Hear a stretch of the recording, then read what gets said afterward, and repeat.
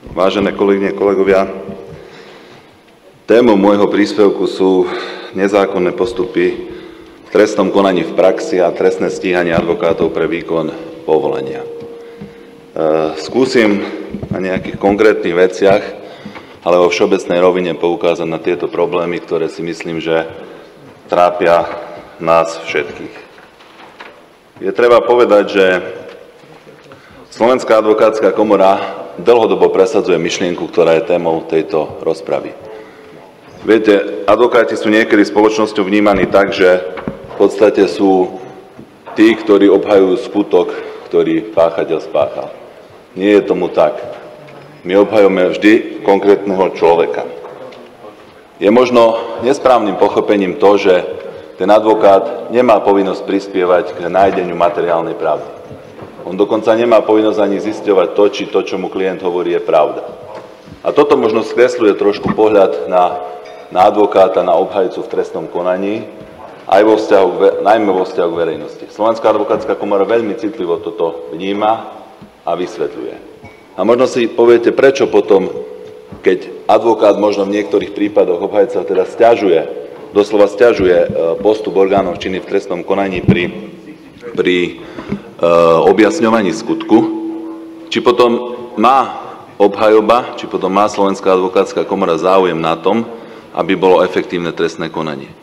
Samozrejme, že má, a to z jedného prostého dôvodu, pretože aj my si ctíme právny štát, aj my si ctíme to, že každý sa vlastne raz môže dostať do pozície obvineného a môže a bude potrebovať efektívne trestné konanie. Toto všetko, čo som povedal, je vlastne cena za to, že žijeme v právnom štáte, cena za to, že tá obhajoba de facto vyrovnáva pozíciu toho obvineného vo vzťahu a v tom dobrom slova zmysle mašinérii orgánov činných v trestnom konaní. Preto sa Slovenská advokátska komora chce podieľať na zefektívnenie trestného konania. Za účelom tohoto cieľa dala viaceré podnety na novelizáciu trestných kódexov, súvisiacich predpisov, zákona o výkone väzby a veľa podnetov, ktoré sme v súvislosti s týmito záležitostiami dali, našli aj alebo boli premietnuté aj do legislatívy.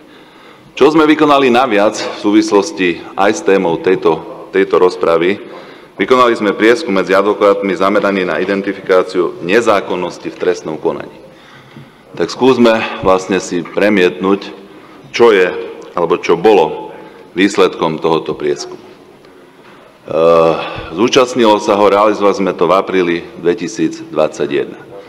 Zúčastnilo sa ho 71 advokátov, ktorí vykonávajú obhajobu v trestných veciach, s tým, že boli zastúpené pomerne rovnomerne všetky kraje.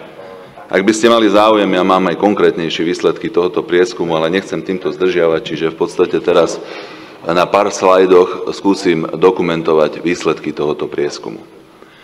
Realizovali sme to s cieľom vytvoriť poznatkový index o skúsenostiach obhajcov s ohľadom na narastajúce znepokojenie odbornej verejnosti ohľadom praxe orgánov činných v trestnom konaní. Vrátim sa ešte k tomu, že prečo 71, možno si poviete málo, 71 advokátov z toľkých, ktorí realizujú obhajobu v trestnom konaní, ale dostanem sa k tomu nakoniec a vysvetlím. A je to dosť nepríjemné skonštatovanie, že až 20% advokátov, ktorí boli zúčastnení tohoto prieskumu, povedali, že boli požiadaní o ukončenie obhajoby. A tu máte odpoveď na to, možno odpoveď na to, prečo len 71 advokátov sa zapojilo. Možno práve preto, že sa báli o to, aby mohli naďalej zákonným a normálnym spôsobom realizovať obhajobu.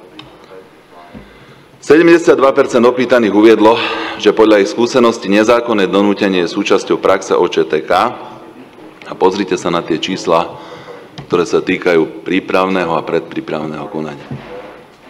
98%, 100% hovorí o existencii nezákonného donútenia v prípravnom konaní. Toto je varovný prst.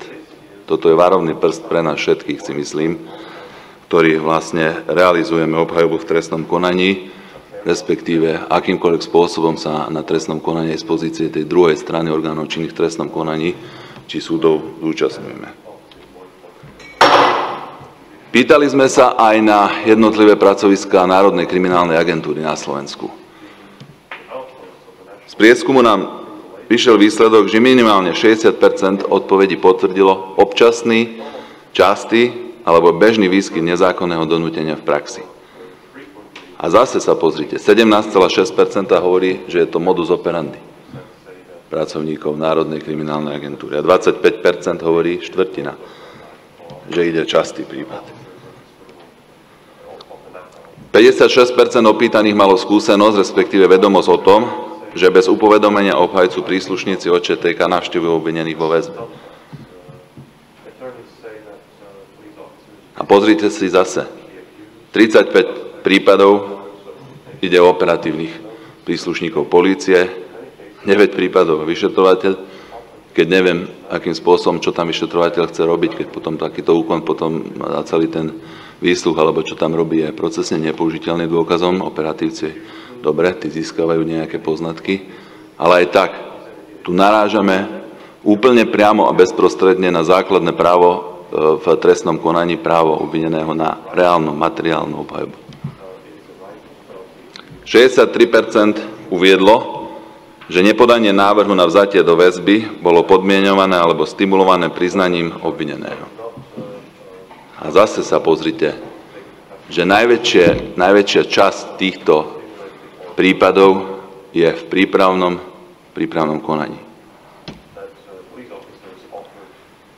68% respondentov potvrdilo, že zo strany súdu bola pred hlavným pojednávaním iniciovaná neformálna negociácia ohľadom druhu a výmery trestu pod podmienkou uznania viny v celom rozsahu. 44 advokátov z toho uviedlo, že negociáciu alebo to vyjednávanie inicioval sudca, 12, že išlo o prokurátora. Samozrejme, že toto tiež vnímame negatívne, ale. A tu je ale. My dlhodobo presadzujeme to, že rozviažme súdom ruky. Rozviažme súdom ruky v otázke trestania. Neviažme toho sudcu prílišnými pravidlami na trestanie. Dajme mu trestnú sadzbu, dajme mu zákonné pravidlá, ako má rozhodovať a vráťme sa k tomu, že inštitucionálne si veríme, že za tou katedrou, za tým stolom sedí kvalifikovaný, spravodlivý a zákonný sudca, ktorý rozhodne. A potom toto máme jedným šmahom ruky vyriešené. Skúsme sa zamyslieť na tom, či nie je už konečne na mieste zmeniť ten paragraf 215 trestného poriadku, ktorý hovorí o zastavení trestného stíhania a otvorme ruky prokurátorom, aby zákonne a so zodpovednosťou mohli zastavovať trestné stíhanie vtedy, keď vedia, že na súde neustoja. Bohužiaľ, teraz je to tak, že aj keď ten prokurátor tuší, že ide na súd s vecou, ktorú neustojí, musí vzhľadom na znenie paragrafu 215 odsek 1 trestného poriadku obžalobu dávať, aj keď vieme, aký bude výsledok. Poďme sa baviť o tom, že treba vo väčšej miere realizovať odklony v trestnom konaní. Dohodu o vine a treste. Všetky tieto veci, to, čo je téma dnešnej konferencie, zefektívnenie prípravného konania. Tak, ako je nastavená hlavne prax, v súčasnosti si myslím, že s efektivitou má veľmi málo spoločné a je od efektivity veľmi ďaleko vzdialená.